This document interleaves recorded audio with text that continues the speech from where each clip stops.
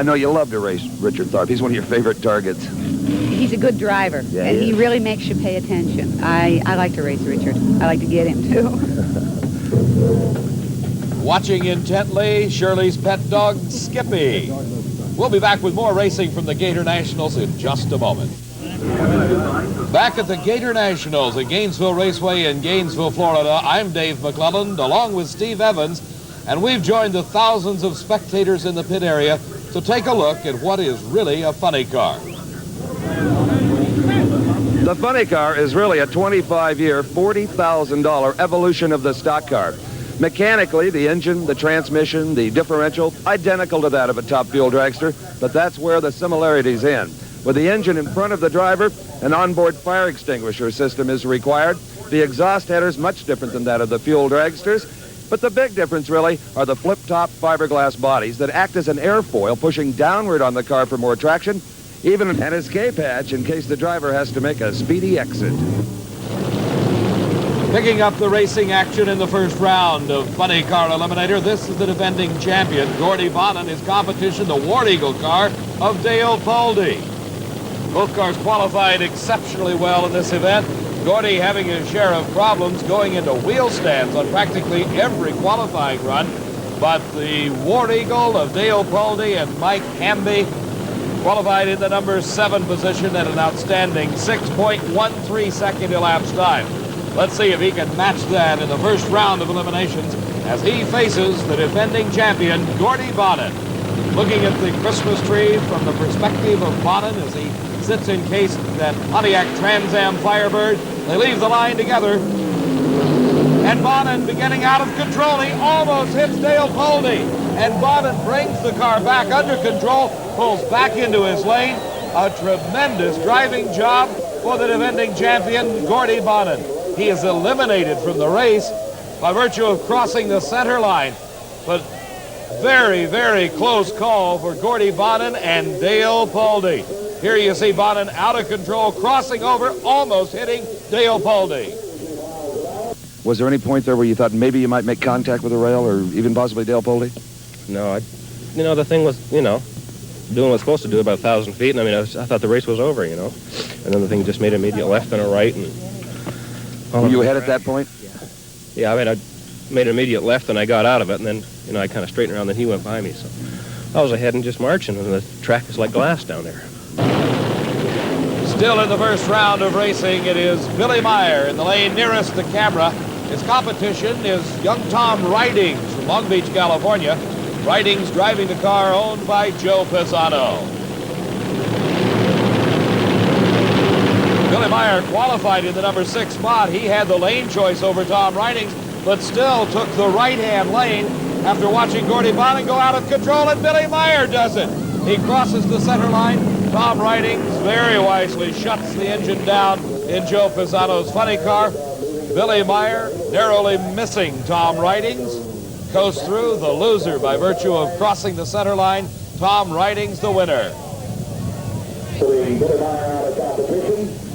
Let's take a look again at the action here as we see both cars leaving the starting line on the green, and Billy almost instantly going across the center line. Tom Ridings seeing him, lifting off the throttle, giving him plenty of room to get by.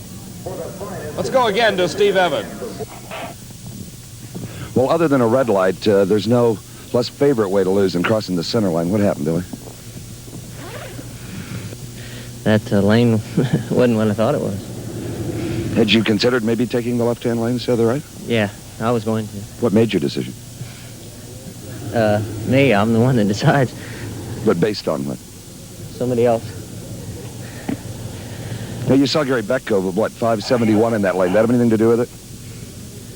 Well, just a lot of people ran in that lane. The funny car's been shaking in the left lane. So Billy Meyer, trying to avoid the shake, finds that the track sends him right over the center line. A real tough break for Billy Meyer as he heads back to the pits. His racing day completed here at the Gatornationals. Here's some of the cars and drivers remaining. Raymond Beadle, the world champion in the Blue Max. Tom Hoover, the driver of the Showtime Corvette. Don the Snake Prudhomme, the low qualifier with back-to-back 5.98 second elapsed time. Al Segrini debuting his new car at the Gatornationals. Dale Poldy, you've seen him, the driver of the War Eagle. Paul Smith, he wheels the car bearing the label, the Sting. And this is Tom Riding, the young driver for Joe Pisano. Ron Colson wheeling the car owned by Roland Leong.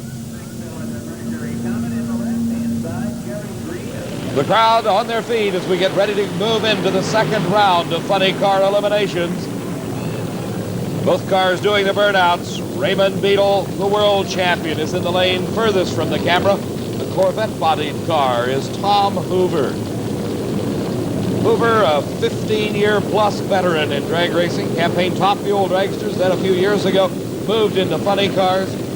Here we're watching Hoover on a burnout, getting those tires exceptionally hot, trying for the traction that'll put his car through the quarter mile in less than 6 seconds. Raymond Beadle has already done that, recording a 5.99 second elapsed time in the first round of elimination. A great start for both cars. Raymond Beadle drifting a little bit around in his lane, but he holds on to win it. Ray Beadle, 6.06 seconds elapsed time, 227 miles an hour. And you talk about close racing. Here as we watch again, you see how close Tom Hoover comes to taking the measure of Ray Beadle. His elapsed time, a 6.12 second. But judging by the smoke and the lights, you might have heard it this time. We did hurt it a little bit. Hurt it a little bit. Anymore, that's kind of par for the course, though. That's all right. That's all right. As long as we win, we don't mind hurting it. Beadle will sacrifice some pistons for a win light any time, Dave. Steve, you're right. As Tom Hoover, along with his dad, who's the crew chief, and all of his crew, heading back into the pits. A day of racing over for him, but there's many more to come.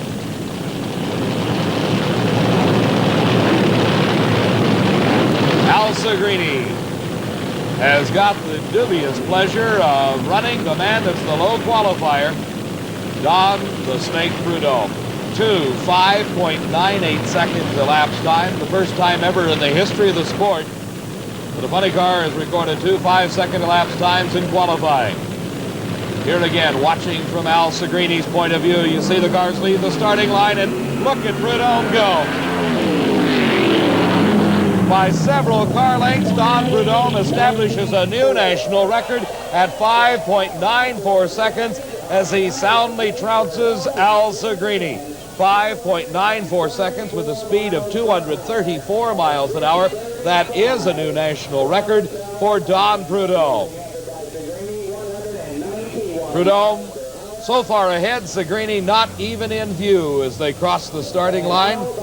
And Al Segrini out of his car in the turnaround area, taking off the fire mask and pulling off the Nomex sock that covers his face during competition, kind of looking a little bit bewildered as he watched Prudhomme go away with a 5.94 second elapsed time. When the Max gets tough with a 5.99, the Snake just gets a bit tougher with brand new national record at 5.94. Congratulations. This deal's getting plenty serious, isn't it? You got a lot bigger smile this round than you did the last one. Yeah, it's coming around. You know, we just got to run so damn hard to make it perform, but got to do whatever it takes, you know. When you came into this race, especially during qualifying, did you think a 94 was even possible? Oh, with these things, you never know. The next pair of cars, Dale Poldy. We saw him in round number 1 as he had a lucky break against Gordy Bonnet. This is somewhat of the surprise car of the race, the Sting. Paul Smith is the driver. He qualified in the number 3 position at a 6.06 second elapsed time. Certainly one to be reckoned with. And Dale, apparently some problems in Poldy's car. His partner Mike Hamby opening up the car, the starting line crew holding up the body. And everybody running around, the crew members standing there holding the body up as Paul Smith continuing to do his burnouts in the other lane. Something must be leaking from the car. That's the only reason generally that the body is raised once the engine started and the burnout's completed. Dale Poldy, the driver, sitting patiently holding onto the brake handle, keeping the car from moving, kind of trying to give some directions as Mike Hamby under the fiberglass body working on the far side of the motor. We can't see exactly what it is, but the body's coming back down. They've not shut him off, so it will be a race between Dale Poldy and Paul Smith.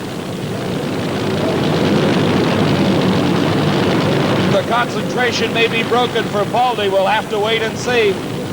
Anything that changes from the norm can break the concentration of these drivers, and it's all important. And something going wrong with Smith's car. He loses traction, and Baldy right down the center of the lane. And the elapsed time, 6.07 seconds. His speed, 239 miles an hour. Certainly nothing wrong with that right-hand lane now. Here you see Paul Smith losing traction. The car starting to bounce as he leaves the starting line. But Dale Baldy with an astounding 6.07 seconds. Well, Dave, whatever Dale Baldy's problem was on the starting line, he certainly salvaged it down here with a win at 6.07. Dale, what was going on up there? I forgot to tighten a fuel line on it, and I saw it on the burnout. I saw it spray fuel out of it, and I motioned my partner, Mike Hamby. He raised the body up, saw it, and he tightened it up, and Paul Smith waited for me, and I think that was very professional of him. The last two cars in this round of racing in Funny Car Eliminator. We started with 16. After this pair run, we'll be down to 4 cars for the semifinals. This is Tom Ridings driving for Joe Pisano against Roland Leong's Hawaiian, driven by Ron Colson. The burnouts are completed, and Ron Colson up in smoke right off the starting line. He starts to lose control in that left lane, but Tom Ridings has an easy win at 6.35 seconds. His speed only 185 miles an hour. He saw Ron Colson losing traction, knew it, and shut it down early. Once again, we see just as he lets the clutch out and hits the accelerator pedal, the Hawaiian going up in smoke off the starting line, starting to make a bit of a funny move. But Ron Colson, a very wise and track-savvy driver, backs out of it. Tom Ridings taking off his fire suit in the turnaround area, waiting for Joe Pisano and the crew to come pick him up. We'll be back with more racing from the Gatornationals in just a moment. An enthusiastic and happy crowd jammed into Gainesville Raceway, enjoying all of the excitement of championship drag racing. In addition to the professional categories, they watched the sportsman racing, concluded earlier today, as George Williams of Lebanon, Indiana, won stock eliminator over a red lighting Ray Cook. In super stock eliminator, it was again a red light on the Christmas tree as the world champion Amy Falk left the red bulb glowing, indicating she left the starting line just a fraction of a second too soon. The winner from nearby Stark, Florida, Bud Spears. In competition eliminator, it was the Volkswagen dragster of Jeff Leninger, the low qualifier, who red-lit away his chance for a win, giving the victory to Dennis Ferrara in his Chevrolet Monza. One of the special categories of competition at the Gatornationals is Pro Stock Bike. Motorcycles, very similar to the types of bikes you see on the streets, but with allowable modifications, moving them into the highly competitive Pro Stock category. The finalist, Mike Keat, astride a Kawasaki in the lane nearest the camera. Ed Ryan riding a Harley-Davidson. Superbike Mike stretching out his lead and taking the win. The crew for Superbike Mike very happy with the victory. Pro Stock Eliminator in motorcycle category with an elapsed time of 9.19 seconds. His speed over 140 miles an hour as he edges out Ed Ryan of Revere, Massachusetts. Ryan astride his Harley-Davidson. At the end of the track, an obviously happy Mike Keat. Well, let's see. The last 2 years world champions went out early. Yeah, they had bad luck. That's all we can say about them. You know, they got the power. They just had bad luck. And you rode a heck of a race, too. Starting line is very important with the motorcycles, isn't it? It definitely is. I just had to ease it off, but this track has really come around. It's a great track. The final pair of cars in sportsman category competition, Pro Comp Eliminator, a pair of alcohol-burning dragsters. The world champion, the Grace Cup champion in the near lane, Billy Williams. This competition comes from Bay City, Texas, and a former Cajun Nationals winner, that is Willard Buff. It was a year ago that Billy Williams won practically everything there was to win in sportsman racing. He won the coveted Grace Cup championship with a big $15,000 pot of gold at the end of the rainbow. But here he is trying for the Gatornationals championship, and he wins it over Willard Buff. His elapsed time, 6.60 seconds. His speed, 210 miles an hour. For Billy Williams, adding another national title to his credit. Willard Buff was not giving up easily, though, as he left the starting line right beside Billy Williams. But a little bit of extra horsepower in the Williams and Kazanjian entry pulls him to a victory at the finish line.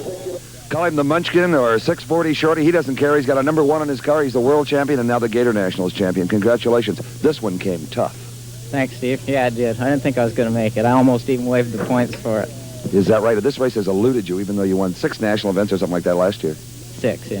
And here's the man that you just defeated. In fact, you built the engine in his car, Willard Buff, and a great drive for you, too, Willard. He's a good one, isn't he? Got a good teacher. Can't deny that. Okay.